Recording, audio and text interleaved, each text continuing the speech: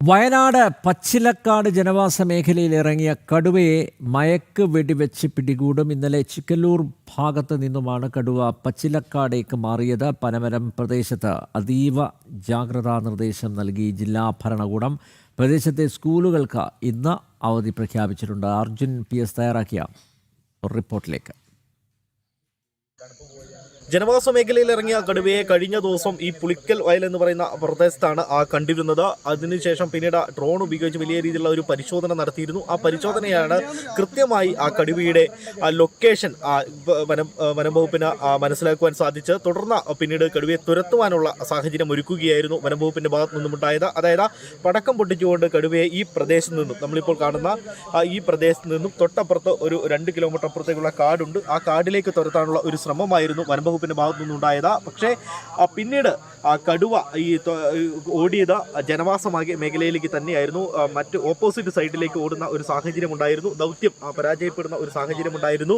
അതിനുശേഷമാണ് പിന്നീട് കടുവയെ മയക്കുവെടി വെച്ച് പിടിക്കുവാനുള്ള ഒരു സാഹചര്യത്തിലേക്ക് നീങ്ങുന്നത്. ഇന്ന് നമുക്ക് മനസ്സിലാക്കാൻ സാധിക്കുന്നത് കടുവയെ മയക്കുവെടി പിടിച്ച് പിടികൂടാൻ സാധ്യതയുണ്ട് എന്നുള്ളത് തന്നെയാണ്. മാത്രമല്ല ഇവിടെയുള്ള ജാഗ്രതാ നിർദ്ദേശം പുറപ്പെടുവിച്ചിട്ടുണ്ട്. അതീവ ജാഗ്രതാ നിർദ്ദേശമാണ് പുറപ്പെടുവിച്ചിട്ടുള്ളത്.